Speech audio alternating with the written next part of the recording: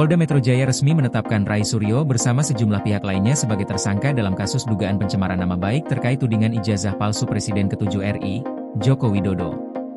Indonesia Police Watch atau IPW menilai penetapan tersangka terhadap Rai Suryo dan kawan-kawan bukanlah bentuk kriminalisasi, melainkan hasil dari adanya perbuatan faktual yang dilakukan secara terbuka di ruang publik dan media sosial.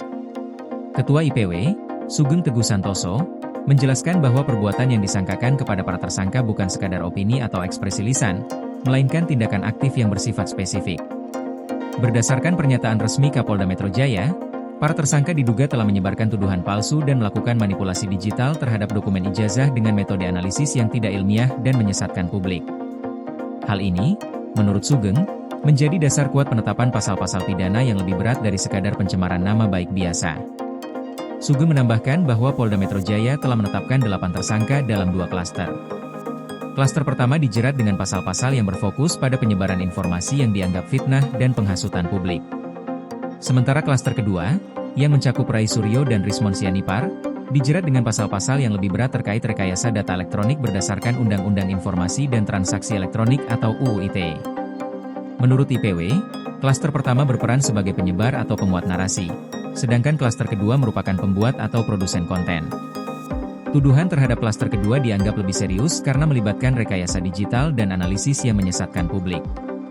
Sugeng menegaskan, penyidik telah memeriksa total 117 saksi, termasuk ahli pidana, sosiologi, hukum IT, dan psikologi, sebelum menetapkan status tersangka. Proses penetapan juga dilakukan melalui gelar perkara dengan melibatkan pihak eksternal untuk menjamin objektivitas. Karena itu, IPW menilai langkah hukum yang diambil penyidik sudah sesuai prosedur dan sah secara hukum pidana. IPW juga menekankan bahwa jika para tersangka merasa tidak adil atas penetapan tersebut, mereka dapat menempuh upaya hukum seperti pra-peradilan, restoratif justice, atau pembelaan di pengadilan. Dalam kasus ini, 5 orang termasuk dalam klaster pertama dan 3 orang dalam klaster kedua. Klaster pertama dijerat dengan pasal-pasal pencemaran nama baik, fitnah, dan penghasutan publik.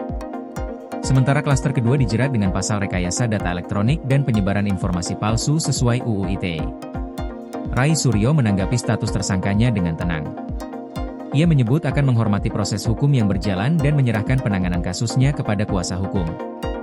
Rai juga mengimbau para tersangka lainnya agar tetap tegar dan tidak merasa dikriminalisasi karena menurutnya, tindakan yang dilakukan merupakan bagian dari penelitian terhadap dokumen publik. Sementara itu, Dr. Tifauzia Tiasuma atau Dr. Tifa, yang juga ditetapkan sebagai tersangka, menyatakan menyerahkan seluruh proses hukum kepada Tuhan dan tim kuasa hukumnya. Ia menyebut telah siap lahir dan batin menghadapi proses hukum dan berharap kebenaran dapat terungkap secara terang benderang. Kasus ini menjadi salah satu perhatian publik karena melibatkan sejumlah tokoh dan menyangkut nama Presiden Joko Widodo.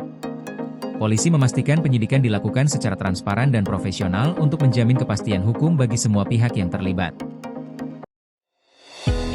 Koordinasi PLN dengan TNGL jelang Hari Kesaktian Pancasila, listrik terbangun, alam tetap lestari. Panen perdana garam Aceh. PLN hadirkan energi untuk UMKM di momen menyambut Hari Kesaktian Pancasila.